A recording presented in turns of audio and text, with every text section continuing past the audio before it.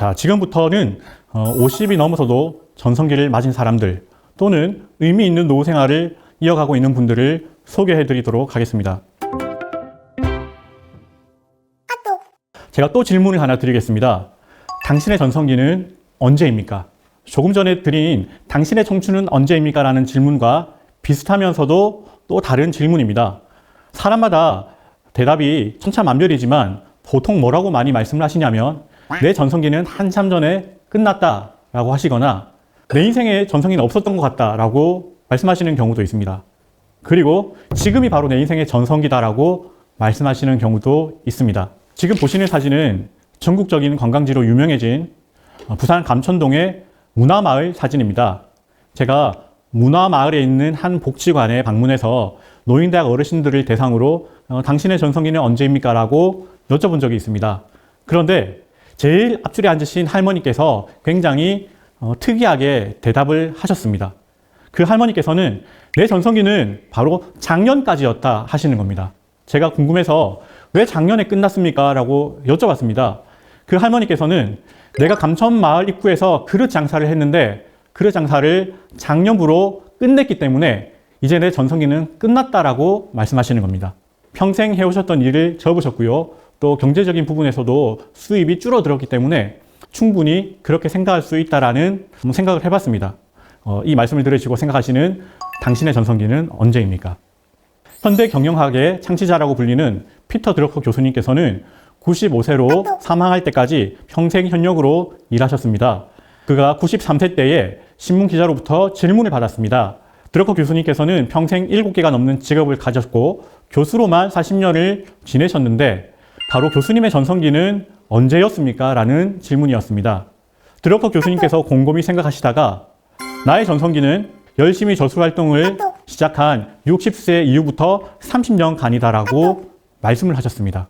전성기는 한때 끝날 수도 있지만 사람에 따라서 꾸준히 이어지기도 한다는 것을 알 수 있는 대답입니다. 미국에 피터 드러커 교수님이 계신다면 한국에는 김형석 교수님께서 계십니다. 김형석 교수님께서도 교단에서 퇴직하신 지 30년이 지나셨는데 오히려 지금 더 왕성하게 일을 하고 계십니다. 김형석 교수님께서도 60 이후에 삶의 만족도가 더 올라갔고요. 교수로 일했을 때보다 지금이 또 다른 전성기인 것 같다라고 말씀을 하셨습니다. 누군가가 나는 더 이상 안 돼 라고 이야기할 때는 신중할 필요가 있다는 것입니다. 왜냐하면 나는 못한다고 스스로 이야기하는 그 순간 그 말을 한 사람은 진짜 못하게 되기 때문이라고 합니다. 꼭 돈이 많지 않아도 혹은 명예가 있지 않아도 혹은 건강하지 못해도 본인이 추구하는 방향에 따라서 활기차고 행복한 노후를 보낼 수 있는 것이 가능합니다. 지금 전성기라고 자신 있게 이야기할 수 없어도 괜찮습니다. 모두 자신의 방법으로 활동적인 노후를 보내셨으면 좋겠습니다. 네, 이번에는요 50대 이후의 전성기를 맞은 사람들에 관한 이야기를 좀 나눠보도록 하겠습니다. 보통 뭐 청년 때 전성기가 아니라 네. 50대 이후의 전성기를 맞았다는 건 대단하네요. 네. 요즘에는 사실 뭐 연령에 상관없이 전성기를 충분히 가질 수 있다 생각하는데요. 네. 제가 은주 씨께 좀 질문 드리고 싶어요. 네? 꼭 뭐 나이가 들어서뿐만이 아니라 지금까지 살아오신 인생 가운데 은주 씨께서 생각하는 내 인생의 전성기가 혹시 있으셨다면 언제입니까? 아, 내 인생의 전성기는 네네. 항상 저는 하는 말이 있어요. 내 인생의 리즈 시절은 항상 지금이다. 너무 교과서적인 말씀을 하시는 게 아닌가요? 전 지금이 좋아요. 근데 네네. 아직 리즈 시절이 안 왔으면 좋겠어요. 네네. 나중에 왔으면 좋겠어요. 저도 그런 생각을 하고 있습니다. 네, 나중에 좀 늦게 왔으면 좋겠어요. 네네. 선생님은요? 저도 그런 마음으로는 살아가고 있는데 네. 저는 지금 제가 하고 있는 강의가 저한테 적성에 잘 맞는 것 같아요. 그래서 지금 제가 이 일을 할 수 있는 기간 동안이 제 전성기가 아닐까라는 생각도 해봅니다. 근데 50대 이후에 전성기를 맞은 분들이 좀 어떤 분들이 있을까요? 예를 들면? 네, 저는 주변에 그런 분들 많이 뵙고 있거든요. 네. 한 분 소개해드릴 분은 교장 선생님으로 퇴직을 하신 남자 선생님이십니다. 네. 중학교 선생님으로 계시다가 네. 퇴직하신 다음에 귀농은 아니지만 집 근처 도시에 사시면서 텃밭을 가꾸셨는데 1년 넘게 텃밭을 가꾸면서 친구도 만나지 않고 텃밭만 가꾸다 아이고. 보니까 이건 아니다라는 생각이 드셨대요. 네. 그래서 내가 뭘 하지라는 생각을 하시다가 이발사 자격증을 따셨대요. 오. 그런데 선생님 하시다가 이발사 자격증을 따시니까 좀 체면 없는 것 같아 보여서 사모님께서는 별로 좋지 않게 생각하셨는데 지금은 상당히 좋아하신다고 하시더라고요. 왜냐하면 사실 연금도 받으시니까 연금에 비하면 지금 이발관을 하시면서 얻는 수익이 많지는 않지만 내가 퇴직해서도 은퇴해서도 할 수 있는 일이 계속 있다는 것, 그것에 대해서 매우 자랑스럽게 생각하시는 것 같습니다. 아, 그렇구나. 보통 돈이 많이 없기 때문에 풍족한 노후를 보내고 보내고 싶다라고 생각하시지만 또 그것을 충족하시는 분들이 있거든요. 그런 분들은 돈만 있다고 만족하는 것이 아니라 또 다른 일거리에 대해서 고민하는 것을 많이 봤습니다. 그래서 그 일을 이왕이면은 본인이 진짜 재밌어하는 돈보다는 네네. 이제는 그 일을 즐기면서 이제 노후를 보내시면 너무 좋을 것 같네요. 맞습니다. 네, 전성기는 정말 우리에게 아직 안 왔다. 네네. 앞으로가 시작이다. 네. 이렇게 생각하시면 좋을 것 제가 같아요. 강의를 할 때 그 말씀을 드리기도 아, 했습니다. 네.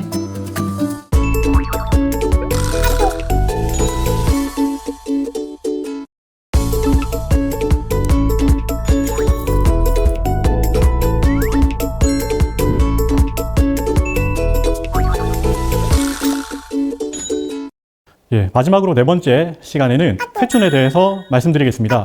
회춘은 봄이 다시 돌아온다라는 뜻이지만 이것을 사람에게 적용하면 도로 젊어진다라는 뜻도 있습니다. 그런데 사람들이 도로 젊어진다는 것은 비유적인 표현일까요? 실제로도 가능한 일일까요? 제가 지금부터 회춘의 두 가지 사례를 말씀드리도록 하겠습니다.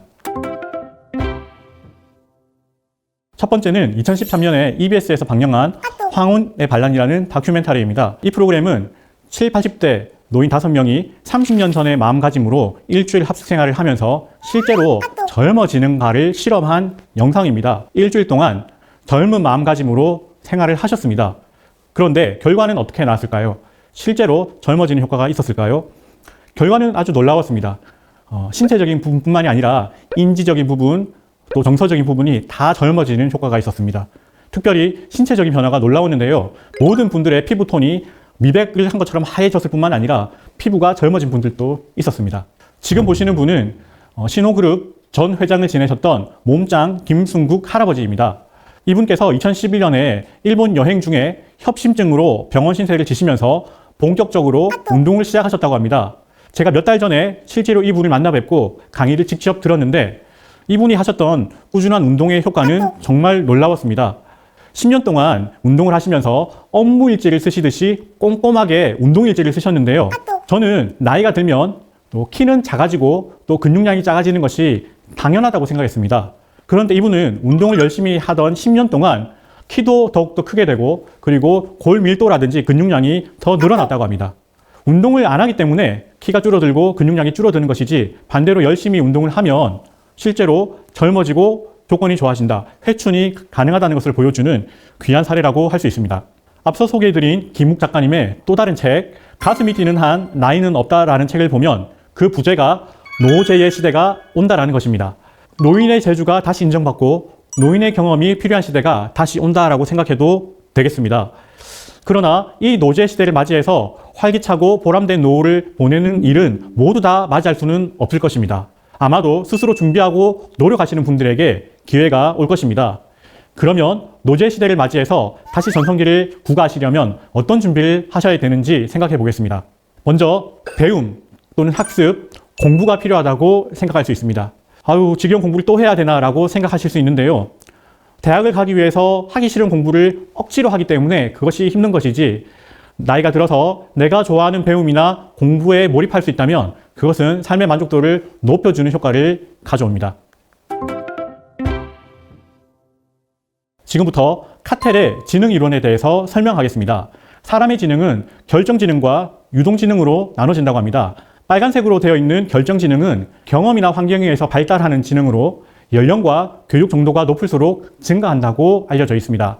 예를 들어서 운전하는 법, 된장찌개를 끓이는 방법은 한번 습득해 놓으면 웬만해서는 잊어버리지 않습니다. 반면에 파란색으로 표시된 유동지능은 새로운 것에 적응하는 것과 관련이 되어 있습니다. 자, 오랫동안 사용하던 핸드폰이나 TV나 세탁기나 가전제품을 바꿨을 때에 새로 적응하는 것이 쉽게 됩니까? 아니면 어렵습니까? 쉽지 않고 보통 어렵습니다. 그런데 그것이 나만 어려운 것일까요? 사람들에게 공통적으로 다 어려운 것일까요? 전자기기와 관련된 유동지능 같은 경우에는 나만 어려운 게 아니고 나이를 먹어갈수록 다 어렵게 느낀다고 합니다. 노제 시대에 다시 전성기를 이어가기 위해서 두 번째로 말씀드리고 싶은 부분은 평생 할 일이 있어야 한다는 것, 평생 현역에 관한 이야기입니다. 유명한 의사이신 이시영 선생님께서는 평생 현역을 살기 위한 조건으로 세 가지를 말씀하셨습니다. 첫 번째는 100살까지 내 발로 걸을 것, 두 번째는 뇌 관리를 잘해서 치매에 걸리지 않을 것, 세 번째로는 바로 할 일이 있을 것이라고 말씀하셨습니다. 노제의 시대에 다시 전성기를 이어가기 위해서 세 번째로 말씀드리고 싶은 부분은 자신이 좋아하는 일에 도전해 보시라는 것입니다.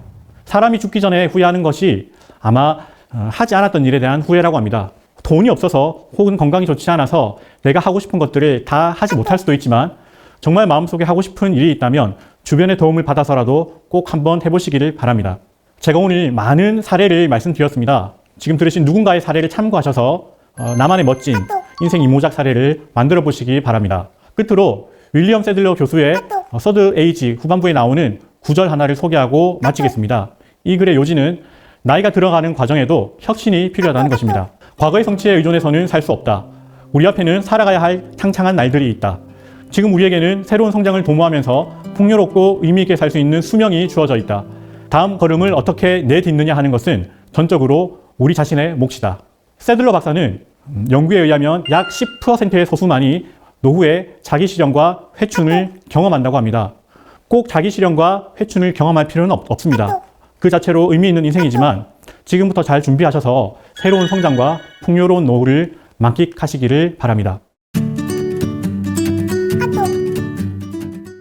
네, 이번에는요, 회춘을 위하여라는 주제로 이야기를 좀 해볼까 해요. 야, 선생님 강의 들으니까 네네. 정말 다시 젊어질 수 있네요. 회춘이 가능하네요. 이 몸짱 어르신 너무 대단하신 분이네요. 맞습니다. 저도 몇 달 전에 그분 강의를 직접 들었는데 네. 굉장히 충격적이었습니다. 어떤 부분이세요? 나이가 들면 당연히 키가 줄어들고요. 이렇게 쭈그러들죠. 맞습니다. 네. 자세도 굽어지고 그다음에 근육량도 줄어드는 게 당연하다. 그게 뭐 자연의 법칙이라고 알고 있었는데 이 몸짱 할아버지께서는 회사 일을 하시듯이 10년 동안 꼼꼼하게 운동 일지를 쓰셨어요. 10년 동안. 네, 그 결과를 말씀드렸는데 70대 후반임에도 불구하고 10년 동안 운동을 열심히 하셔서 키가 1.5cm 가량 크셨다고 합니다.